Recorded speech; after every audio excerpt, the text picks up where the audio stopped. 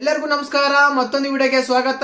ನಾನು ನಿಮ್ಮ ಡಾರ್ಲಿಂಗ್ ಧನು. ವಿಶೇಷವಾಗಿ ಎಲ್ಲರಿಗೂ ಆಂಗ್ಲ ಹೊಸ ವರ್ಷದ ಶುಭಾಶಯಗಳು. ಬಿಗ್ ಬಾಸ್ ಕಡೆಯಿಂದ ಒಂದು ಪ್ರೋಮೋ ಅಪ್ಡೇಟ್ ಮಾಡಿದ್ದಾರೆ. ಈ ಪ್ರೋಮೋದಲ್ಲಿ ಕ್ಲಿಯರ್ ಕಟ್ ಆಗಿ ಗೊತ್ತಾಗ್ತಿದೆ ಕ್ಯಾಪ್ಟನ್ಸಿ ಟಾಸ್ಕ್ ಆಡೋಕೆ ಫೈನಲ್ ಕಂಟೆಂಡರ್ ಆಗಿ ಇಬ್ರು ಸೆಲೆಕ್ಟ್ ಆಗಬೇಕು. ಅದಕ್ಕೋಸ್ಕರ ಈ ಟಾಸ್ಕ್ ಆಡಿಸ್ತಾ ಇದಾರೆ. ನಿನ್ನೆ ಧನು ಮತ್ತು ರಘು ಟಾಸ್ಕ್ ಆಡಿದ್ರಲ್ಲ, ಆ ಟಾಸ್ಕ್ ಅಲ್ಲಿ 100% ರಘು ಸೋತಿದ್ರೆ, ಧನು ಗೆದ್ದಿದ್ರೆ. ಆದ ಕಾರಣ ಈ ಟಾಸ್ಕ್ ಅಲ್ಲಿ ಬಂದ್ಬಿಟ್ಟು ರಾಶಿಕಾ, ಧನು ಹಾಗೂ ಅಶ್ವಿನಿ ಹಾಗೂ ನಮ್ಮ ಗಿಲ್ಲಿ ಅವರು 4 ಜನ ಟಾಸ್ಕ್ ಆಡ್ತಾರೆ. ಈ 4 ಜನದಲ್ಲಿ ಜೋಡಿ ಜೋಡಿಯಾಗಿ ಟಾಸ್ಕ್ ಆಡ್ತಾರೆ. ಯಾಕೆಂದ್ರೆ ಗಿಲ್ಲಿ ರಾಶಿಕಾ ಒಂದು ಜೋಡಿ ಆದ್ರೆ ಅಶ್ವಿನಿ ಮತ್ತು ನಮ್ಮ ಧನು ಅವರ ಜೋಡಿ ಆಗಿರಬಹುದು.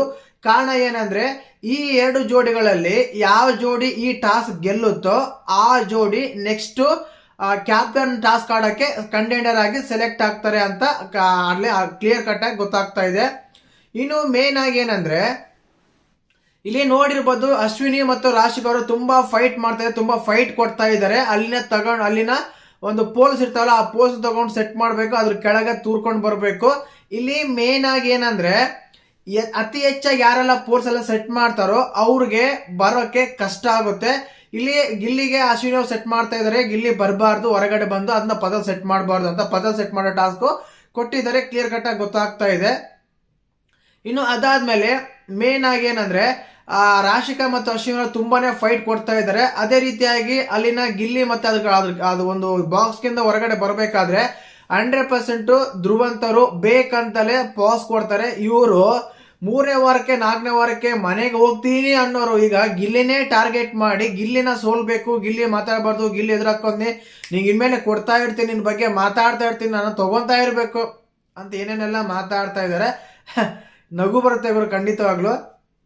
ಇನ್ನು ಅದಾದ್ಮೇಲೆ ಈ ಟಾಸ್ಕ್ ಅಲ್ಲಿ ಪಾಸ್ ಕೊಟ್ಟಿರೋ ಕಾರಣ ಅನ್ಫೇರ್ ಆಗುತ್ತೆ ಅಂತ ಹೇಳಿ ಕಾವ್ಯ ಅವ್ರು ಮಾತಾಡ್ಬೇಕಾದ್ರೆ ಬಾಯಿ ಮುಚ್ಕೊಂಡು ಕೂತ್ಕೋ ಅಂತ ಅದು ಕಾವ್ಯಗೆ ಹೇಳಿರಲ್ಲ, ನನ್ಗೆ ಅನ್ಸುತ್ತೆ ಯಾಕೋ ರಕ್ಷಿತಾ ಅವ್ರಿಗೆ ಹೇಳಿರ್ಬಹುದು ಅಂತ. ಏನಕ್ಕಂದ್ರೆ ಅಲ್ಲಿ ಉಸ್ತುವಾರಿ ತಪ್ಪು ಅಂತ ರಕ್ಷಿತಾ ಆ ಮಿಡಿಲ್ ಅಲ್ಲಿ ಹೇಳ್ತಾ ಇದಾರೆ, ಅಲ್ಲಿ ಅನ್ಫೇರ್ ಅಂತ ತುಂಬಾ ಜನ ಹೇಳ್ತಾ ಇದಾರೆ. ರಾಶಿಕಾ ಕೂಡ ಅವಳ ಪಾಯಿಂಟ್ ರೈಸ್ ಮಾಡಿದ್ರು ಧ್ರುವಂತ್ ಅವ್ರು ಮಾಡಿರೋ ಕೆಲಸಕ್ಕೆ. ಆಕ್ಚುಲಿ ಅಲ್ಲಿ ಪಾಸ್ ಮಾಡೋಕ್ಕಾಗತ್ತಿಲ್ಲ, ಏನಕ್ಕಂದ್ರೆ ಪೈಪ್ ಹೊರಗಡೆ ತಳ್ಳೇ ಬರ್ಬೇಕು, ಅದೇ ಟಾಸ್ಕ್. ಇವ್ರು ಪೈಪ್ ತಳ್ಳಿದ್ಕೆ ಅವ್ರು ಪಾಸ್ ಕೊಡ್ತಾರೆ ಅಂತ. ಏನ್ ಉಸ್ತುವಾರಿ ಮಾಡ್ತಾರೆ ಗುರು ಅಂತ ಬೇರೆ ಉಸ್ತುವಾರಿ ಬಗ್ಗೆ ಎಲ್ಲ ಸುಸ್ತಾದಂಗೆಲ್ಲ ಮಾತಾಡ್ತಾರೆ ಇವರು, ಇನ್ನೊಬ್ರು ಉಸ್ತುವಾರಿ ಬಗ್ಗೆ ಮಾತಾಡ್ತಾರೆ. ಆದ್ರೆ ಇವ್ರು ಉಸ್ತುವಾರಿ ಕೊಟ್ಟಾಗ ಮಾತ್ರ ಸುಸ್ತಾಗಿ ಪುಸ್ತಕ ಎಲ್ಲ ಮಾಡ್ತಾರೆ ಅಂತ ಅನಿಸ್ತಾ ಇತ್ತು ಮೇನ್ ಆಗಿ. ಇನ್ನು ವಿಷಯಕ್ಕೆ ಬಂದ್ಬೇಡ, ಕ್ಯಾಪ್ಟನ್ ಯಾರು ಆಗ್ಬೋದು, ಟಾಸ್ಕ್ ಯಾರು ಗೆಲ್ತಾರೆ. ಇಲ್ಲಿ ಮೇನ್ ಆಗಿ ಅಶ್ವಿನಿ ಧನು ಆಡ್ಬೇಕಾದ್ರೆ ಒಂದ್ ವೇಳೆ ಆ ಟೀಮ್ ಏನಾದ್ರು ಟಾಸ್ಕ್ ಏನಾದ್ರು ಗೆದ್ರೆ ಖಂಡಿತವಾಗ್ಲೂ ಧನು ಕ್ಯಾಪ್ಟನ್ ಆಗ್ತಾರೆ. ಕಾರಣ ಏನ್ ಹೇಳಿ, ಅಶ್ವಿನಿ ಮತ್ತೆ ಧನುಗೆ ಟಾಸ್ಕ್ ಕೊಟ್ಟಾಗ ಆಲ್ಮೋಸ್ಟ್ ಧನು ಸ್ಟ್ರಾಂಗ್ ಇರ್ತಾರೆ, ಧನು ಕ್ಯಾಪ್ಟನ್ ಆಗ್ತಾರೆ. ಅದೇ ರೀತಿಯಾಗಿ ಗಿಲ್ಲಿ ಮತ್ತು ರಾಶಿಕ್ ಅವ್ರ ಟೀಮ್ ಗೆದ್ರೆ ಆಲ್ಮೋಸ್ಟ್ ಅಲ್ಲಿ ಗಿಲ್ಲಿಗಳು ಸ್ವಲ್ಪ ಫಿಸಿಕಲ್ ಟಾಕ್ ಕಡಿಮೆ ಆಗಿರೋ ಕಾರಣ ರಾಶಿಕ್ ಅವ್ರೇನು ಕ್ಯಾಪ್ಟನ್ ಆಗ್ಬೋದು. ನನ್ಗನ್ಸುತ್ತೆ ಯಾಕೋ ಈ ಒಂದು ಟಾಸ್ಕ್ ಅಲ್ಲಿ ಗಿಲ್ಲಿ ಮತ್ತು ಯಾರು ನಮ್ಮ ರಾಶಿಕ್ ಅವ್ರು ಗೆದ್ದಿರ ಅನ್ಸುತ್ತೆ. ಅವ್ರಿಬ್ರು ಏನಾದ್ರು ಗೆದ್ದಿದ್ರೆ ಇದರಲ್ಲಿ ಗಿಲ್ಲಿನ ಇಲ್ಲ ರಾಶಿಕನ ಒಬ್ರು ಕ್ಯಾಪ್ಟನ್ ಆಗಿರ್ತಾರೆ. ನನ್ಗನ್ಸುತ್ತೆ 100% ಆಗಿ ರಾಶಿಕ್ ಅವರು ಕ್ಯಾಪ್ಟನ್ ಆಗಿರ್ತಾರೆ ಅಂತ. ಕಾರಣ ಏನಂದ್ರೆ ಈ ಟಾಸ್ಕ್ ಅಲ್ಲಿ ಒಂದ್ ವೇಳೆ ಗೆದ್ರೆ ಇವ್ರಾಗಿರ್ತಾರೆ. ಒಂದ್ ವೇಳೆ ಅವ್ರು ಈಗ ಒಂದು ಕನ್ಫ್ಯೂಷನ್ ಇರ್ತಾನೆ, ಧನುಷು ಮತ್ತೆ ಅಶ್ವಿನಿ ಗೆದ್ದಿದಾರ ಅಂತ ತಗೊಂಡ್ರೆ, ಇಲ್ಲ ಇನ್ನೊಂದು ರಾಶಿಕಾ ಗಿಲ್ಲಿ ಗೆದ್ದಿರೋದು ಅನುಮಾನ ಏನಾದ್ರು ಇದ್ರೆ, ಒಂದ್ ವೇಳೆ ಇಬ್ರಂತೂ ಸತ್ಯವಾಗ್ಲು ಹೇಳ್ತೀನಿ, ಒಂದು ಧನು ಆಗಿರ್ತಾರೆ ಇಲ್ಲ ರಾಶಿಕಾ ಆಗಿರ್ತಾರೆ. ಆ ಟೀಮ್ ಆದ್ರೂ ಗೆಲ್ಲಿ ಈ ಟೀಮ್ ಆದ್ರೂ ಗೆಲ್ಲಿ ಫಿಸಿಕಲ್ ಟಾಸ್ಕ್ ಅಂತ ಬಂದಾಗ ಅವ್ರಿಬ್ರು ಚೆನ್ನಾಗಿ ಆಟ ಆಡ್ತಾರೆ. ಆದ ಕಾರಣ ಅವ್ರಿಗೆ ಇಬ್ರಲ್ಲಿ ಯಾರೋ ಒಬ್ರು ಆಗಿರ್ಬೋದು ಅಂತ ಹೇಳಕ್ ಇಷ್ಟಪಡ್ತೀನಿ. ಇನ್ನು ಮೇನ್ ಆಗಿ ಎಪಿಸೋಡ್ ಬಗ್ಗೆ ಮಾತಾಡೋಣ.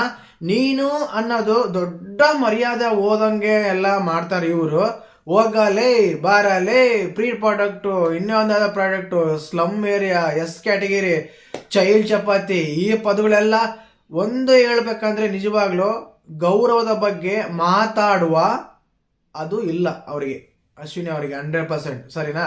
ಯಾಕೆ ಅಂದ್ರೆ ಈ ಮನೆಯಲ್ಲಿ ತುಂಬಾ ಅಗೌರವವಾಗಿ ಮಾತಾಡೋದು ಅಶ್ವಿನಿ ಅವ್ರು ಬಿಟ್ರೆ ಬೇರೆ ಯಾರು ಇಲ್ಲ ಗುರು. ಅಷ್ಟೊಂದೆಲ್ಲ ಅಗೌರವವಾಗಿ ಮಾತಾಡಿದ್ದಾರೆ ಬೇರೆಯವ್ರ ಹತ್ರ. ಸರಿನಾ? ಅವರು ಅದ್ರ ಬಗ್ಗೆ ಮಾತಾಡೋ ಯೋಗ್ಯತೆನೇ ಇಲ್ಲ ಅಂತ ಕ್ಲಿಯರ್ ಕಟ್ ಆಗಿ ಹೇಳ್ಬೋದು ಗೌರವದ ಬಗ್ಗೆ. ಏನಕ್ಕಂದ್ರೆ ನೀವು ಒಂದು ಹೆಣ್ಣ ಹತ್ರ ಹೇಗೆ ಮಾತಾಡಿದಿರಾ, ನಿಮ್ಗೆ ದೊಡ್ಡರ ಹತ್ರ ಹೇಗೆ ಮಾತಾಡಿದಿರಾ, ನೀನು ಅನ್ನೋದಕ್ಕೆ ನಿಮ್ಗೆ ಅಷ್ಟು ಕೋಪ ಬರುತ್ತಂದ್ರೆ ನೀವು ಮಾಡಿರೋ ಪದಗಳು ಅಪ್ಪನಿಗೆಲ್ಲ ಬೈಬಿಟ್ರಿ. ನಿನಗೆ ಇಲ್ಲಿ ಅವ್ರಿಗೆ ಅಪ್ಪನ ತರ ಹೋಗ್ಬಿಟ್ರಿ, ನೀವು ಅಪ್ಪಂದ ನಿಂದ ಏನೆಲ್ಲ ಮಾತಾಡಿದ್ರಿ. ಅವನು ಕಂಪೇರ್ ಮಾಡ್ಕೊಂಡ್ರೆ ನೀನು ಅನ್ನೋ ಪದ ದೊಡ್ಡ ವಿಷಯನೇ ಅಲ್ಲ ಗುರು. ಹೋಗಲೇ ಅಂತಿಲ್ಲ, ಲೇ ಅಂತಾಳೆ ಅಲ್ಲ ಗುರು. ಇವರು ಮೇನ್ ಆಗಿ ಏನಂದ್ರೆ ನೀನು ಅಂದೆ ನೋಡು, ಆವಾಗೇ ನಿನ್ನ ಪತನ ಶುರುವಾಯ್ತಂತೆ. ಯಮ್ಮೋ ಹೊರಗಡೆ ಬಂದು ನೋಡಮ್ಮೋ ಅನ್ನೋ ಒಂದು ಕಮೆಂಟ್ ಎಲ್ಲ ನೋಡ್ತಾ ಇದ್ದೆ ನಾನು ಕೆಳಗಡೆ. ಇವರು ಕ್ರೇಜ್ ಎಲ್ಲ ಕಡಿಮೆ ಆಗಿದೆ ಅಂತೆ, ಹಾಗೆ ಹೀಗೆ ನಿನ್ನ ಆಟ ಇಲ್ಲಿಗೆ ಮುಗೀತು, ನಿಂದೆಲ್ಲ ಇಲ್ಲಿಗೆ ಮುಗೀತು ಅಂತ ಹೇಳ್ತಾ ಇರೋರು ಒಂದ್ಸಲ ಹೊರಗಡೆ ಬಂದು ನೋಡಿದ್ರೆ ಗೊತ್ತಾಗುತ್ತೆ ಅಂತ ತುಂಬಾ ಕಮೆಂಟ್ಸ್ ಎಲ್ಲ ಬರ್ತಾ ಇತ್ತು. ಎಪಿಸೋಡ್ ಆದ್ಮೇಲೆ ನೋಡ್ತಾ ಇದ್ದೆ ನಾನು. ಆ ರೀತಿ ಆಗಿತ್ತು. ಇನ್ನು ಆಲ್ಮೋಸ್ಟ್ ಆಲು ಅಶ್ವಿನಿ ಅವರು ಯಾರೋ ಒಬ್ಬ ಜೊತೆನೇ ಇರಲೇಬೇಕು. ಸಿಂಗಲ್ ಸಿನಿಮಾ ತರ ಆಡೇನೆ ಗಿಲ್ಲಿ, ಪ್ರತಿ ಸಲ ಒಬ್ಬನೇ ಇರ್ತಾನೆ, ಆ ಜೊತೆಗೆ ಏನು ಇರಲ್ಲ. ಫಸ್ಟ್ ಈಸ್ಗಿಂತ ಜಾನ ಬೇಕಾಗಿತ್ತು, ಈಗ ಧ್ರುವಂತ್ ಬೇಕಾಗಿದ್ರೆ. ಧ್ರುವಂತ್ ಬೇರೆ, ಮೇಡಮ್ ನಾನೇನಾದ್ರೂ ಇಲ್ಲ ಅಂದ್ರೆ ನಿಮ್ ಪರಿಸ್ಥಿತಿ ಏನು, ನಿಮ್ಮನ್ನ ಬಹಳ ತುಂಬಿದಾಕ್ ಮಾಡ್ಕೊತಿದ್ರು, ನಿಮ್ನ ಅದು ಮಾಡ್ತಾ ಇದ್ರು, ನಿಮ್ ಇದು ಮಾಡ್ತಾ ಇದ್ರು. ಇಲ್ಲಿ ಯಾರು ಸಪೋರ್ಟ್ ಮಾಡ್ಕೊಂತ ಇದ್ರೆ, ಯಾರು ಏನ್ ಮಾಡ್ತಾ ಇದಾರೆ. ಧ್ರುವಂತು ಬರ್ತಾ ದೊಡ್ಡ ಬಕೆಟ್ ಹಿಡಿತಾ ಇದ್ದಾರೆ ಅನ್ಸುತ್ತೆ ಅಶ್ವಿನಿ ಗೌಡ ಅವ್ರಿಗೆ. ಖಂಡಿತವಾಗ್ಲು ಈ ವಾರ ಅಂತೂ ಸೂಕ್ಷ್ಮವಾಗಿ ಹೇಳ್ಬೇಕಂದ್ರೆ ಧ್ರುವಂತ್ ಅವ್ರು ಹೆಲ್ಮೆಟ್ ಆಗ್ಬೋದು. ನಿನ್ನೆ ಎಪಿಸೋಡ್ ಆದ್ಮೇಲೆ